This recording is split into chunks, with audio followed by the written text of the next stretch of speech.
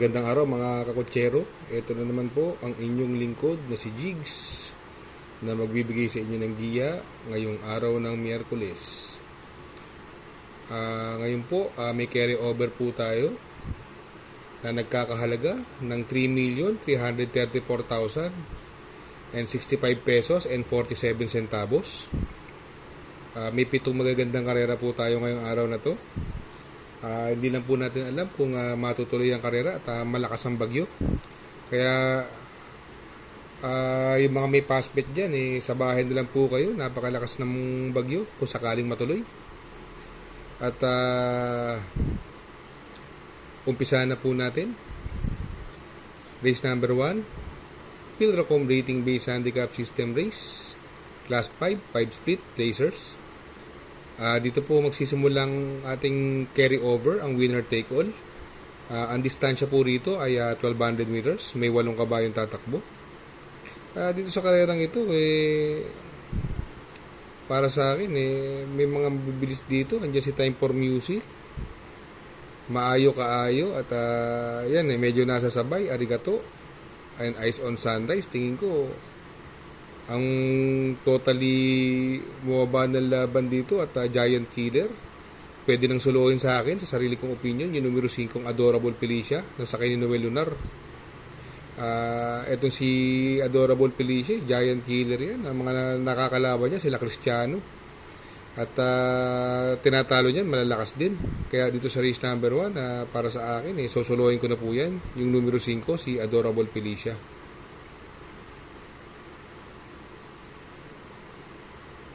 Race number 2, dito po magsisimula ang Pick 6, Philracom Rating Based Handicap System Race, Class 5, 6 to 10 split.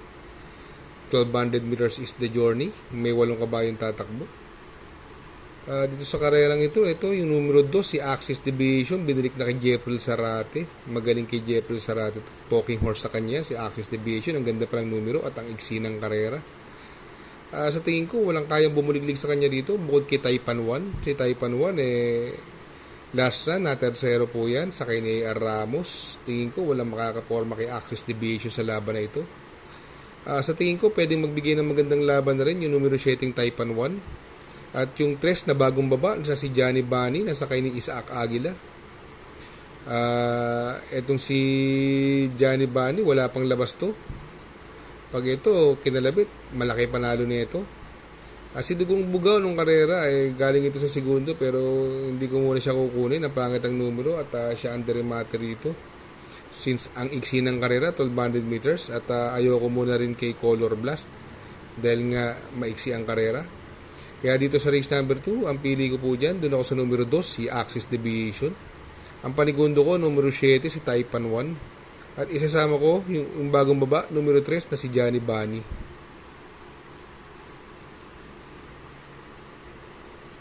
Sa race number 3, dito po magsisimula ang Pick 5. Philracom Rating Based Handicap System Race, Class 5, 6 to 10 split. Distance is 1,200 meters. May 8 kabayong tatakbo.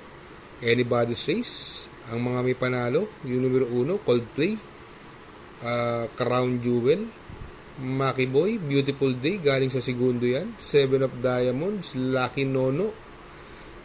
Ito si Lucky Nono, binilik na kay Uno Hernandez, no?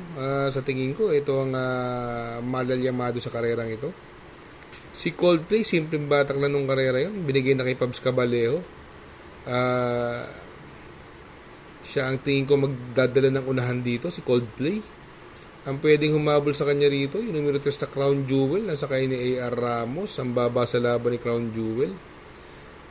Si Maki Boy, tulad na sinabi yan, si Jan Alvin na pala sa kay ni Maki Boy, magaling sa kanya yan, may panalo po yan. Si Maki Boy, talking horse sa kanya yan. Yung numero 5, galing sa segundo, Beautiful Day, gamay na gamay ni J.R. Sargent de Ocampo yan, muntik manalong dihado nakaraan yan. 7 of Diamonds na sa kay ni King Flores, gamay niya rin po yan. Pero ako dito, pili ko po rito. Doon po ako sa numero 7, Lucky Nono. Ang panigundo ko, dihado, Crown Jewel. At isasama ko rin dihado yung numero 1, Coldplay. Sa race number 4, dito po magsisimula ang Pick 4. Pilracom rating base handicap system race. Class 4, 16 to 21 split. Distance is 1400 meters. Dito, may siyam na kalahok. Sa karerang ito, ang mga mabibilis, andyan si Hinebra, Success of Times, Bocaue River Town. Sa tingin ko, hindi magbibigayan sa unahan to dahil ang mga panalo to puro mauna. Itong si California King, no? Ito, nakinulang lang nung karera to. Sakay pa rin ni JD Pabilik, gamay na gamay niya po yan. Hindi po siya lumagpas kay work from home, medyo nagulangan po siya sa bandang rektahan, nabukahan ng sobrang laki. Sa tingin ko, ito ang Yamado dyan. Yung numero 1 Darna, ito yung naka-absent kay full combat order. Kaya lang, binigay sa apprentice AR Ramos from Claro Espare. Pero magandang dihado pa rin po yan, Darna, dahil si full combat order ang tinalo niya. Malakas-lakas ang laban kumpara sa laban na to. Yung numero 9, Cold Digger, sakay na ng Jan Alvin. Ito sa tingin ko, malaki rin ang panalo niyan. Magandang dihado yan, si Cold Digger. Yan ang makakasunod sa mga dibandera. Kaya dito sa race number 4, ang pili ko po rito, doon ako sa numero 6, California King. Ang panigundo ko, numero 1, si Darna. At isasama kong pandihado yung numero 9, si Cold Digger. Sa race number 5, may carry over po tayo dito na Super 6 amounting to 48,267 and 58 centavos. Pilracom rating base handicap system race, class 5, 6 to 10 split. 1400 meters is the distance. May 10 kabayong tatakbo. Dito sa karerang ito, doon ako sa numero 9 Golden 8. Gamay na gamay po ni Michael De Jesus yan. Kahit malakas ang laban, natitimbang yan. Si Golden 8 at nananalong dihado. Sa tingin ko pwedeng magbigay ng magandang laban yung numero 3 na Lightning Bolt. From Mark Alvarez to Pabs Cabalejo. Medyo malakas lang ang nakakalaban na karaan nito. Si Bossa Nova. Kapiraso lang kay Bossa Nova yan. At yung tingin kong pwedeng magdala ng unahan dito, yung numero 1 kahit sino ka pa. From JR Sargent de Ocampo to Dan Camanyero. Sa tingin ko, walang masyadong mabilis dito. Ito magdadala ng marcha si kahit sino ka pa. Kung makabuo ng area, magandang diyado yan. Medyo pas muna ako kaya instant message. Although galing yan kay Marlon Cañete, binigay na sa mas superior rider na si Noel Silonar. Hindi masyadong maganda tinakbo niya bagamat unang takbo lang niya mula galing bakasyon. Itong GNC tingin ko ito ang hahabol kay kahit sino ka pa, pero tingin ko hindi niya kakayanin ng ere nun nung kahit sino ka pa. Ang ganda pa ng numero 1. Kaya dito sa race number 5 ang pili ko po dito, doon ako sa numero 9 Golden 8. Ang panigundo ko po rito yung numero 3 na Lightning Bolt, at ang pandiyado ko magandang baka makabuo ng ere yung numero 1 na si kahit sino ka pa. Sa race number 6, penultimate race, Pilracom rating base handicap system race, class 4, 22 to 27. Distance is 1400 meters. May 11 kabayong tatakbo but 9 in numbers. May coupled entries po tayo. Yung numero 1 Service Deluxe coupled with Elegant Lady. At yung numero 3 na Yana Silver coupled with Megan Waxin. Dito sa karerang ito, ang mga mabibilis, andyan si Service Deluxe and Elegant Lady. Si Benji's Player na isusunod yan, malakas ang tinalo niya, si Benji's Player. Gamay na gamay po ni Uno Hernandez yan, although magdadala po siya ng mabigat na 57. Yun ang possible na ikatalo niya kung sakali, yung timbang niya 57, pero siya pa rin ang kursonada ko rito. Yung Yana Silver, matulin din po yan. Pwedeng lumutsa yan kila Elegant Lady at kila Benji's Player. Si Doña Chichay, alam naman natin mabilis yan at magdadala po ng 56 sa ni Tanya Nabarosa. Impresibo ang panalo niya ni Doña Chichay nung karera, ang layo pong nanalo niya. At ang tingin ko nga pinakamabilis dito, yung mauuna, yung numero 4 Enigmatic Linden na sakay ni Kelvin Abobo from Christian Advincula. Medyo hindi maganda ang lagay ni Christian Advincula. Medyo natitukod yung kamay at sa awa ng Diyos sprain lang ang nangyari sa kamay niya at get well soon Jackie Christian Advincula. Ito medyo mahumaba ang distansya kay Enigmatic Linden dito. Although ganun pa rin, nauuna siya ng medyo malayo, pero pagdating ng diretso, tumutukod, although galing siya sa panalo. Yung numero 8 American Paraya, ito yung Yamado nung karera.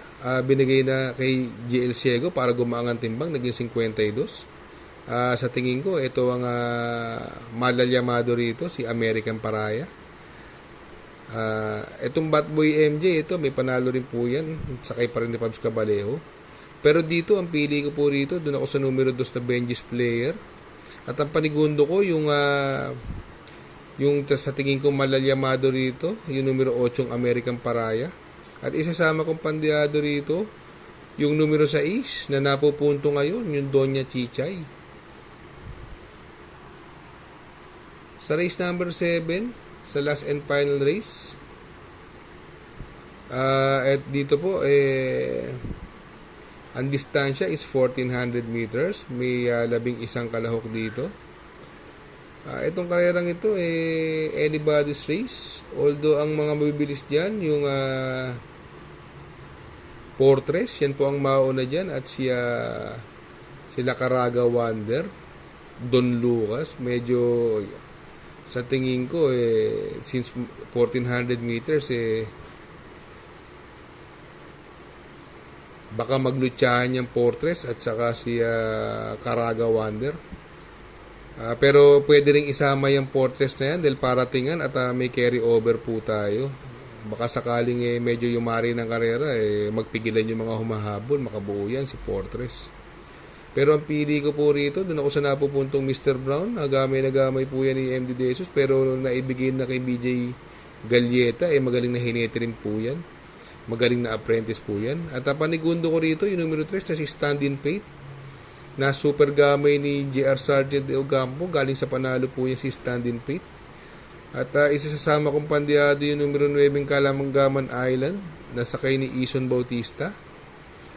Pwedeng isama po yan. Pero dito, ang pili ko po, sa last and final race, doon ako sa numero 2, Mr. Brown. Panigundo ko, numero 3, Stand in Faith. At isasama kong pandiyado yung numero G, si Fortress. Good luck mga kakutsero.